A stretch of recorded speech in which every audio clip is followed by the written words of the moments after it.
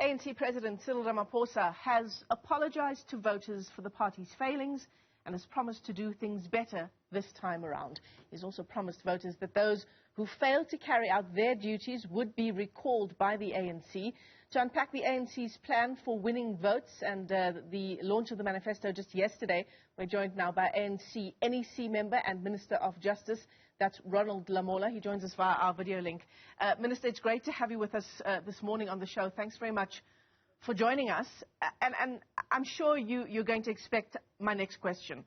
What the President had to say yesterday, essentially, give us another chance. We've learned from the past. We promised to do better.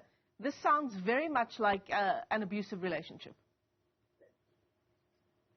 Good morning to yourself and to the viewers. Governance is obviously an evolution that needs development. And with the 25 years of experience of the ANC, there have indeed been successes, but also there have been unsuccessful situations. Minister, sorry, can I interrupt you there and ask you to switch on your camera, please, as you continue with your answer? I don't know what happened. It looks like the video has rotated. All right, never mind. Continue, Minister. Yes, we have success stories with regards to local government, and there are, as I've said earlier on, challenges. And with regards to the success stories, over 85% of South Africans have got access to electricity, up from 57.6% in 1996. From rural population, only 23.8% electricity. Today, 80% have access. But obviously, there are also challenges with regards to aging infrastructure, poor maintenance, and also that leads to water, sanitation, and electricity leaks and some breakdowns, and even some of the lack of contact from our councillors to the community. But as we speak, about 7.5 million households at 44 excess of pipe water, but today about 85% households. So that is the story of the past 25 years, but also we have moved from a local government that was configured specifically for apartheid and for few white South Africans, but today it's a space of local government that is for everyone. And we're building a community-based local government. So obviously challenges have come into the space, as we have said, and those challenges I have already mentioned them. And both challenges and successes for us represent a learning experience which we now take forward in the next 5 years to build from where we have left in this past 5 years. And we believe that with that experience, we are the strongest organization that can take South Africa forward with regards to local government. And you're absolutely right. The successes are certainly there for the country to see. And the President outlined those successes just yesterday as well. But the failures of the ANC government are so incredibly stark as well, as I'm sure you will admit, not least of which the state capture years that saw who knows how much money, hundreds of billions of rand, leaving our country through corruption. Minister, how do you, with a straight face as the governing party, ask dysfunctional municipalities especially to trust the ANC in light of what the President had to say yesterday insofar as, in fact, this is a quote from what he said yesterday, we've not always put the best people in positions of responsibility in government. He essentially takes responsibility for the dysfunction in many of our ANC-led municipalities, but says, trust us this time around. Yes, because we have also, from this experience that we've been talking about of the past 25 years, we've also now changed our system of councillor selections, which will obviously, that has involved the communities. It is the only organization that has involved communities in the councillor selections, which has been vetted. But also, we have got a record of fighting corruption and of being transparent. All the reports that you see from AG is as a result of the laws that we have put in place that ensures that there's transparency of what is happening in each and every local municipality in the country. And from those reports of the AG, it has become clear that we need competent officials in local government, to be municipal managers, to be CFOs, and also those that must be mayors, must be those that are competent. And we have now introduced a system where we're going to interview all the mayoral candidates across the country and ensure that they've got the best skills and they're fit for the job. So that is the experience that we have, which we believe will enable us to know and select the best candidates for any local municipality. But we also have a commission of inquiry into state capture. People have been arrested. A special investigating unit is there that has already done its work with the Hawks, that people have been arrested and they will continue to do so. And also the special investigating unit has clawed back some of the billions that have been stolen from the state-owned enterprises, Eskom, Transnet, and the record is there. 1 billion Eskom of AB that they've brought back, and Transnet, they've also brought the billions of rands. So there is a clear path towards a fight against corruption by this government to ensure that we restore the credibility and the confidence of the people of this country in the governance of the ANC. No surprise in some respects that the ANC chose Tshwane to launch its manifesto. It's one of the big three metros in Gauteng, isn't it, that the ANC will be hoping to make inroads in. Gauteng's big three municipalities, Tshwane, Ekurhuleni, and Johannesburg, some of the most mismanaged municipalities insofar as service delivery, metros insofar as service delivery is concerned.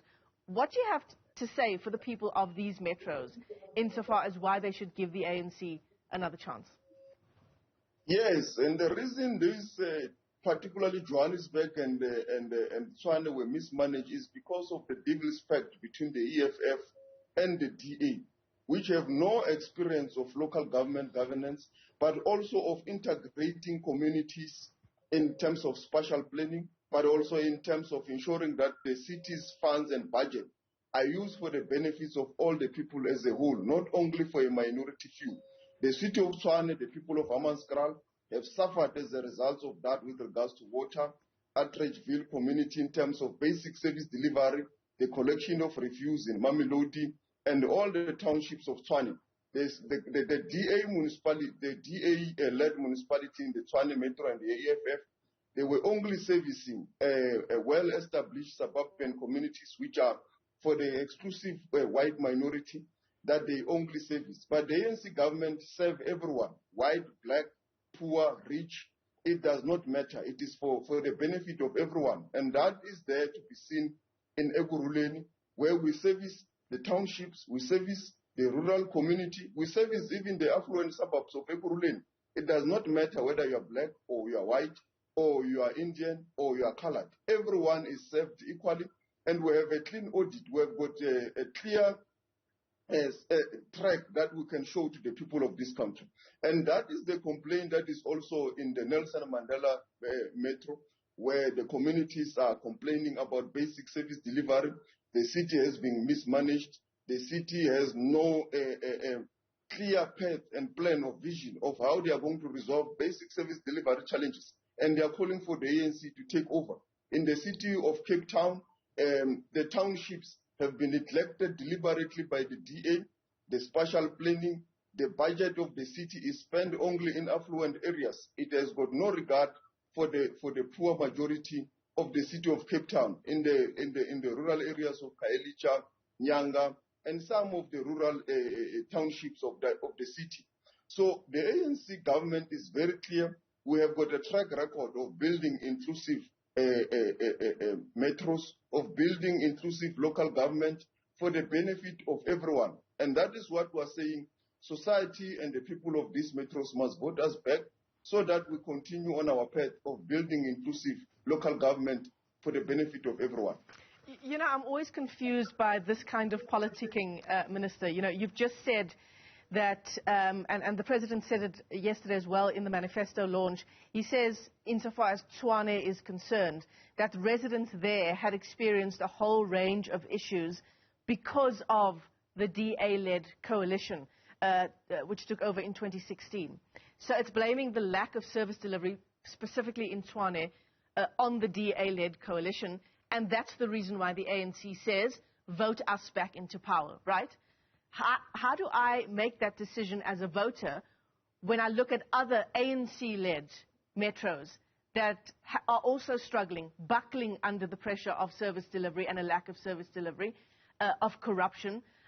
So many of those municipalities being put under administration. Maluti Apofong comes to mind immediately as some of the municipalities in dire, dire straits led by the ANC. So how do you say, on the one hand, the DA is to blame here, put the ANC back in power, and we will sort it out, when there are so many other municipalities that are in dire straits led by the ANC?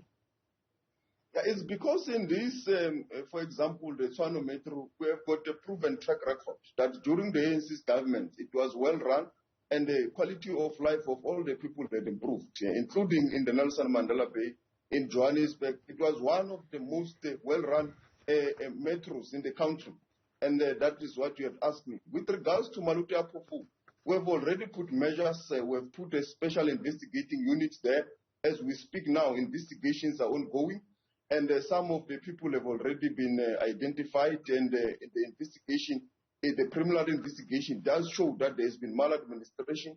And those people are being attended to. And there have been changes with regards to the governance of the municipality, which I believe if the community give us a chance now, we now know that these are the issues that we need to address in the Maluti Apofong municipality, the water crisis that has been there.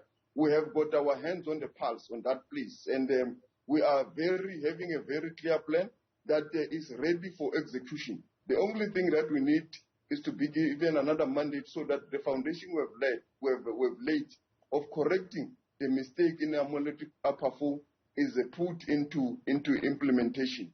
And the same goes with the various municipalities across the country where there has been those challenges. We have got our hands on the pulse, particularly the water challenges. There is a clear collaboration between the local municipality and the National Department of Water Affairs that is dealing with some of the challenges that we are really having with regards to water to be resolved.